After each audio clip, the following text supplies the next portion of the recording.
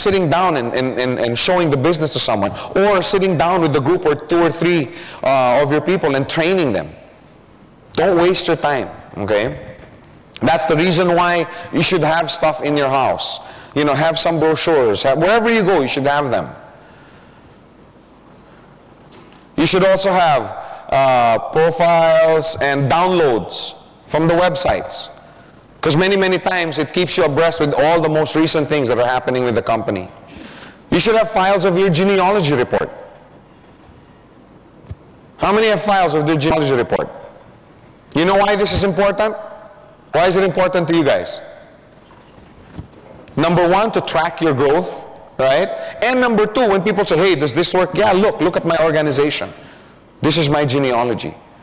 Look, these guys, I don't even know them, but I trained these guys who trained these guys, and now my organization has grown. That's what you need a genealogy report for. Your checks. You should have files of your checks. Oh, have you made money? Yes, I have. Look. This is a testimony business. That's the reason why you have to have your checks. To prove to people that it works. If you just started in the business, of course you're not going to have a check, you're not going to have a coin. Have copies of your friends' checks or your leaders' checks. In other words, if you don't have your own testimony yet, use somebody else's. Right? Now, I don't think there's anything wrong, you know. Joe, how much have you earned already? Well, I haven't earned yet. I just started 4 days ago. Okay? Oh, yeah, this business is not good. You haven't earned it. Hey, I've been in this business a week. I've spent most of this time just training. So I haven't earned yet. However, my uncle who brought me in is now doing about $1,000 or $1,500 a week. And he's only been in 3 months. Really? Yeah, look, here are his checks. This is what his organization looks like now. See, that's what I'm trying to say. Doesn't mean just because you don't have your testimony that you can't do this business. And tell this to your new leaders and your new potential leaders. Because I hear that all the time. Oh, Joe, I can't do this business. I don't have my coin yet. What about us when we started in the business? We didn't have a coin. How were we able to show people that this is a business that's viable? We didn't have a coin. I had somebody come up one time, and you know, I actually picked this up from someone. He also didn't have a coin, and oh, I want to see the coin. I'm not going to do this business to see the coin. Yeah. So the guy just took out, you know, 1 ringgit and said, hey, look, it looks exactly like this except it's gold. Yeah. So now I use that all the time when I go to meetings, and you know, everybody thinks I always carry gold coins. Joe, do you have a coin? This guy wants to see a coin. Well, here's one. Well, that's just 1 peso. Well, it's a coin. Yeah, but we want to see one of Gold Quest coins. It's the same, except it's gold. It's round, it has 2 sides. I mean, how low-tech do you want to be? Okay? People take you more seriously if you have business cards. You can't go around, you know, oh, you know, Aaron, this is a fantastic, oh yeah, Joe, this is great. You know, you're in McDonald's. Oh, Joe, how can I call you? What's your number? Give me that napkin. It just doesn't sit right. You know what I'm saying? Oh yeah, I have my business card. Here it is. You know what having a business card does? Okay? When you give your business card to someone, this connotes that, number 1, I'm proud of what I'm doing. I've put my name, I've put my stamp on this endeavor. I'm proud of it. And I'm taking it seriously enough that I've invested in my own cards. That's what you're saying when you give a business card over. People would ask me, Joe, what do you do? I'm a prosperity trainer. I teach people how to earn money. Hey, that's what you guys are. You should also have your own mobile phone, okay? Or beepers, where applicable.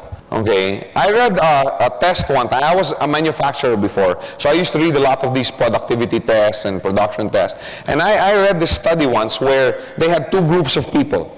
Okay, let's say a group of 10 here and a group of 10 here. All of them basically the same educational background, same IQ level. They were chosen. Okay, Now they were given the same set of tests. They had to wear headphones and all these distracting noises, you know, sirens, loud rock music, you know, dogs barking and crowds cheering.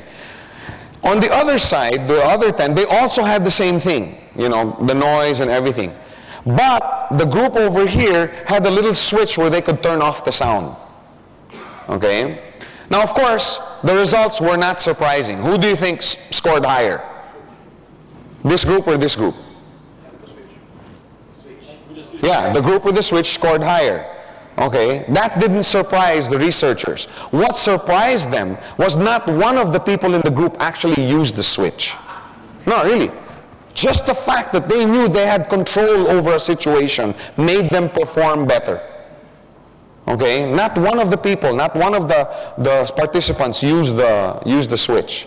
In other words, they had the same noise, they had the same distractions, but they performed much better. The point I'm trying to make here is when I would have new people coming into my organization, okay, I give them my business card, and I give them my home phone, my hand phone number, and my beeper.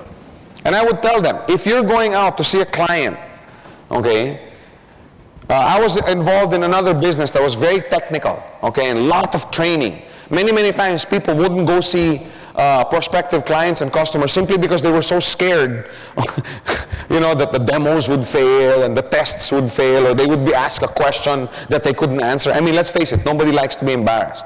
So I would tell them, I'd give them a card and I'd tell them, if you ever are in front of anyone, okay, and you can't answer the questions that they're asking, just give me a call. Just call me on my hand phone. That motivated them so much. They went out and started doing their own presentations and product demos. Hardly anybody ever called. Really, hardly anybody called.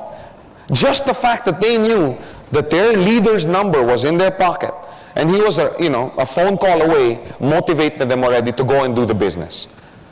Okay, always remember that. Let the people in your organization know that you are available.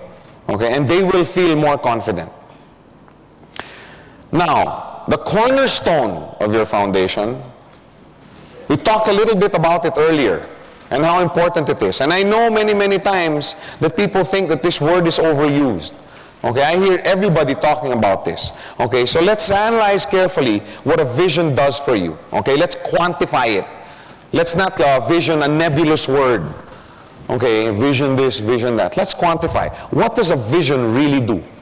Number one, it determines your direction. Okay?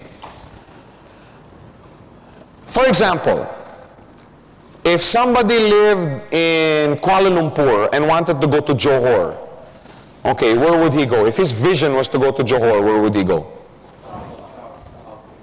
Where south? Let's say this is south, okay? For reference purposes, let's say this is south. Let's say Johor is that way. If you know you're going to Johor, you know you're going in that direction, right? Having no vision is like a guy waking up in the morning and saying, okay, today I want to go somewhere. Where do you want to go? I don't know. So how does he know what direction to go? How does he know what route to take? How does he know what bus or what car what route to take with his car? How does he know what time he's going to get there? And most important, how does he know if he's going the wrong direction? He doesn't know.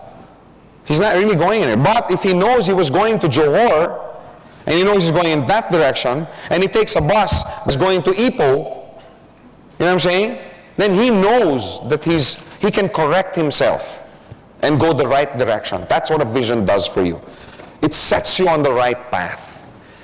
Okay, many people have absolutely no idea where they're going. They don't know what time they're getting there. They don't know what route's going to take them there. They don't know how long it's going to take. They don't know if they're going the wrong way. I know. I went around for many years in my life without a vision. And I just kind of went where the wind would blow me. Oh, one day it was here. Okay, I'm there. One day it's here. But when I sat down one time with my discipler, and he gave me a vision of where he thought my life should go given the circumstances I was in, then that's the time my life started moving in a predominantly forward direction. So remember, a vision determines your direction.